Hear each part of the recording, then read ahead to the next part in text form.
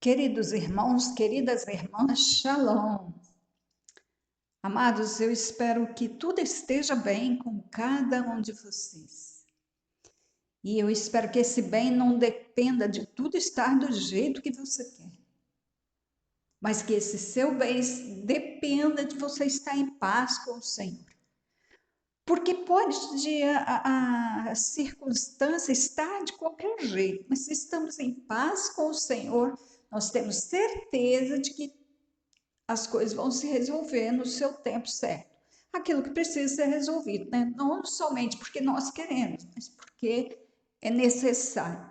Hoje eu quero meditar com você algumas coisas que eu aprendi com a professora Carla Damasceno, que é professora de hebraico, e eu a acompanho no seu trabalho, seu precioso trabalho, e eu de vez em quando vou compartilhar mesmo, ou continuar compartilhando alguma coisa que eu aprendi com as aulas dela. Então eu gostaria hoje de pensar com você sobre milagre. E sobre o conhecimento, a opinião, o pensamento que os judeus tinham sobre milagre. Então vamos pensar um pouquinho dos aspectos a partir da cultura dos judeus. Então, os judeus eles acreditavam o seguinte, que pessoas podiam fazer milagres, mas tinham que ser pessoas que recebiam essa bênção do Senhor. Então, pessoas que tinham um ótimo relacionamento com o Senhor, tinham uma vida consagrada ao Senhor, pessoas abençoadas por Ele, para o milagre podiam fazer milagres. E elas acreditavam, então, que esse tipo de pessoa podia fazer milagre e a outra pessoa que podia fazer milagres era o Messias. Até porque ele seria uma pessoa assim. Então, existiam os judeus abençoados pelo Senhor para operar milagres e o Messias. Por causa disso, dessa crença, eles estavam sempre observando para ver quem é que tinha esse sinal de Messias. Eles estavam sempre avaliando, testando.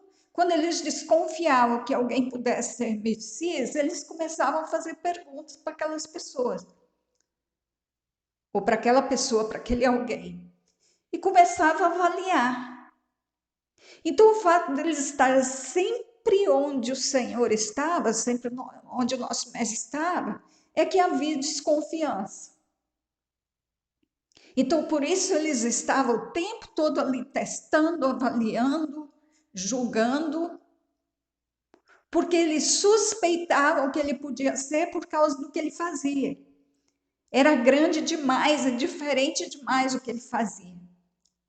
Só que eles não queriam de forma alguma que fosse ele. Então, por isso, o tratamento a ele foi daquele jeito agressivo, violento.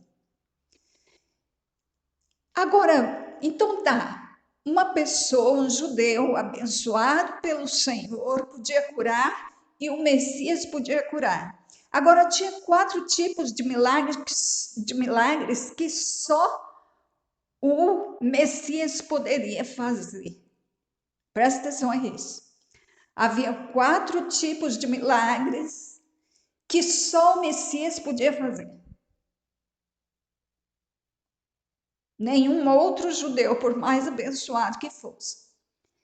E um dos milagres que só o Messias poderia fazer é curar pessoas da lepra. Por quê? Porque se acreditava, a cultura judaica entendia que fazia parte da cultura isso, esse entendimento, de que uma pessoa leprosa era uma pessoa que recebeu do Senhor essa maldição. Então só o próprio Senhor poderia tirar. Então só o Messias poderia curar um leproso. E nós vimos que o Senhor curou leprosos. curou 10 primeiro, depois curou mais 2, então ele curou mais de uma vez, ele curou leprosos. Então o Senhor não vivia afirmando que ele era o Messias, mas ele fazia ações, ele praticava ações que provavam isso. Então por isso eles ficavam assim curiosos e sempre seguindo ele. E haviam várias escolas que davam ensino aos judeus. Inclusive o ensino dos 4 milagres que só o Messias poderia fazer. Eu vou falar sobre 3 milagres. E um deles é o curar leproso, só o Messias poderia fazer isso. Um outro. Agora eu quero que você abra sua Bíblia no capítulo 12 de Mateus. Nós vamos ler o verso 22 e 23. Mateus 12, 22 e 23. Trouxeram-lhe então um endemoniado, cego e mudo. E de tal modo o curou que o cego e mudo falava e via.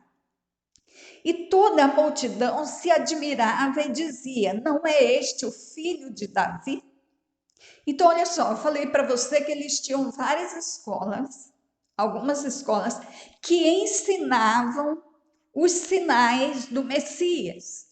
4 milagres que só o Messias podia fazer. Então, um deles, eu te falei que é curar leproso. Outro deles é curar pessoas que tivessem espírito mudo. Disse a professora Carla, ela vai muito a Israel, ela estuda muito sobre Israel, ela já fez faculdade lá, ela está sempre ligada, conectada a Israel. Então, é uma pessoa que tem informação para passar. E ela disse o seguinte, que um sacerdote podia expulsar demônios de pessoa. Mas para expulsar, eles usavam a seguinte técnica.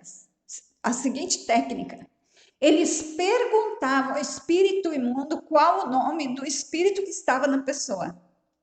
E aí eles expulsavam pelo nome.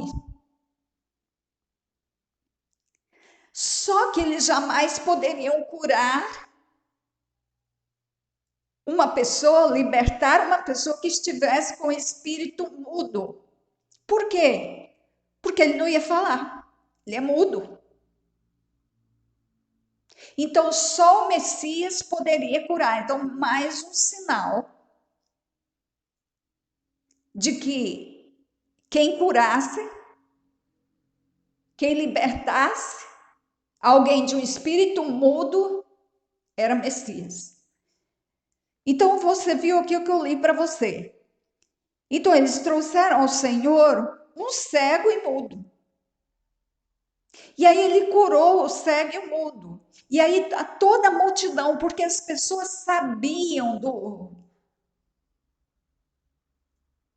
conheciam o ensino, todos conheciam, porque era dado em escola. Então, quando a multidão viu que ele cura um mudo, que ele expulsa um demônio que é mudo, eles perguntam: não é este o filho de Davi? Ou seja, não é esse o Machia, o Messias? Então, a própria multidão, ou multidões, já suspeitava. Por quê? Porque eles tinham esse ensino, esse conhecimento. Isso fazia parte, expulsar espírito mudo, fazia parte do perfil de Messias que eles tinham. Agora nós vamos ver uma outra coisa que está em João 11, lá quando o Senhor ressuscita Lázaro. Você conhece a história? João 11, no 22, verso 22, Marta se depara com o Senhor e ela chora diante do Senhor e ela é a primeira a correr para ver o Senhor quando soube que ele estava chegando à casa dela. E ela disse para ele, no verso 21, fala: Senhor, se tu estivesse aqui, meu irmão não teria morrido e tal, tal, tal. E no verso 23, ele diz assim: o teu irmão há de ressuscitar. Aí no verso 24, ela fala assim: Senhor, eu sei que há de ressuscitar na ressurreição do último dia. Então ela já tinha certeza da salvação de Lázaro e ela tinha certeza da ressurreição dele no último dia. E ela achou que o Senhor estivesse falando disso. E aí eu vou te dar a informação aqui que eu recebi. Havia alguns grupos, algumas seitas, alguns grupos religiosos, algumas denominações entre os judeus. Tinha os fariseus, os saduceus, os zelotes, os essênios. Tinham 5. Mas só os fariseus acreditavam em ressurreição, anjos e demônios. Logo, se a Marta cria que o irmão dela havia de ressuscitar no último dia, ou seja, se Marta cria na ressurreição, ela era do grupo religioso dos fariseus. E quem mais era desse grupo? O Senhor Yeshua. Ele acreditava nisso tudo. Ele era dos fariseus. Aí tá, vamos continuar vendo aqui. Aí quando chega no verso 41 de João 11, o Senhor faz uma oração assim: Pai, graças te dou por me haveres ouvido. 42, eu sei que sempre me ouves, mas eu disse isto por causa da multidão que está em redor, para que creiam que tu me enviaste. Veja bem, disse a professora Carla, pelos conhecimentos que tem, que quando uma pessoa morria, a alma da pessoa ficava em torno do corpo por 3 dias. Isso era a crença lá dos judeus. Então a alma ficava ali. Uma pessoa que fosse muito boa, fosse uma pessoa de vida consagrada ao Senhor, uma pessoa extremamente abençoada pelo Senhor, ela podia ressuscitar aquela pessoa que estava morta, mas cuja alma estava ali no entorno.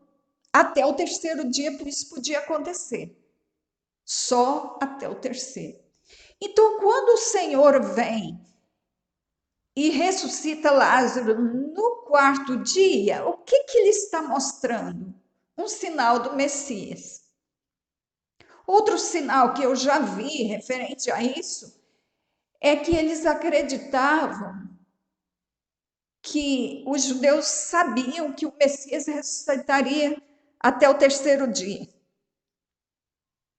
E que se Lázaro ressuscitasse ali, acredito eu, isso ia trazer muita confusão. Por isso o Senhor não foi até que chegasse 4 dias. Ele deixou passar o tempo, o sinal do Messias, para chegar ao 4º dia e ressuscitar Lázaro sem que ninguém desconfiasse ou suspeitasse que Lázaro fosse o Messias. Mas tá, voltando ao ensino da professora Carla, o que ela nos informa é que na cultura judaica cria-se que a alma ficava em torno do corpo por 3 dias. E uma pessoa abençoada pelo Senhor, com capacidade para ressuscitar, poderia ressuscitar um morto até o 3º dia. Mas depois disso, não mais. E aí, quando o Senhor chega e ressuscita Lázaro no 4º dia, ele está então mostrando um sinal para que eles crescem. É isso que ele diz aqui no verso 42. Eu bem sei que sempre me ouves, mas eu disse isso por causa da multidão que está em redor, para que creiam que tu me enviaste. Então era a última semana do Senhor aqui na terra. Estava chegando o dia dele ser ele próprio morto, crucificado. Então, ele vem e deixa sinal de que ele era o Messias. Mais um sinal, e provavelmente o sinal mais claro de que ele era o Messias, porque ele foi o único que ressuscitou alguém ao quarto dia. E ele falou, Senhor, ele já tinha pedido ao Senhor para dar essa oportunidade a ele de glorificar o Pai através de uma ressurreição. E o pai então dá, e aí ele agradece ao pai pela oportunidade e falou: Pai, eu sei que o senhor sempre me ouve, mas eu queria que. Eu estou falando isso por causa das pessoas que estão aqui. Eu queria que as pessoas crescem. E no verso 45, nós vamos ver que o objetivo foi alcançado. Muitos, pois, dentre os judeus que tinham vindo a Maria e tinham visto o que o Mashiach fez, ou Jesus fez, creram nele. Aleluia. Então, repetindo, o Senhor não ficou dizendo eu sou Messias, eu sou o enviado, eu sou ungido. Ele não ficou repetindo isso, não. Mas ele sempre, durante o seu ministério, ele mostrou por ações que ele era um Messias. Só não creu quem não quis. Quem tinha ciúmes dele, quem rejeitou mesmo. Quem rejeitou. E por causa de mais aspectos do perfil do Messias, isso atrapalhou em grande parte. Eu já falei para você do perfil de Messias que os judeus esperam. Então as pessoas eram ensinadas nesse perfil. E como o Senhor não correspondeu a esse perfil do ponto de vista deles, então eles o rejeitaram. Querido Pai, louvado seja o teu nome, que esta palavra seja entendida por teus filhos queridos e amados. Que isso traga alguma edificação, alguma proximidade entre eles e tu. O meu propósito, Pai, é o teu propósito. É ter os filhos mais próximos de ti. É eu estar mais próximo de ti. Que isso aconteça. Nós cremos no Senhor. Nós cremos que o teu filho, nós cremos que aquele que existiu lá no início, aquele que nasceu no ano 4 antes de Cristo, aquele que ficou aqui por 33 anos, nós cremos que ele é o teu ungido, o teu enviado, o teu filho, que ele é o Salvador. Nós cremos, e um dia nós vamos reconhecer isso de forma formal, que ele é o teu ungido e que ele tem sobre os ombros dele o governo. Pai, louvado seja o teu nome, por tantas bênçãos derramadas sobre nós e pelos conhecimentos que nos vêm. O Eterno te abençoe e te guarde. O Eterno faça resplandecer o seu rosto sobre ti e tenha misericórdia de ti. O Eterno sobre ti levante o seu rosto e te dê a paz. Então, continue na paz dele, na graça dele. E até o próximo áudio, debaixo da permissão do Altíssimo. Amém.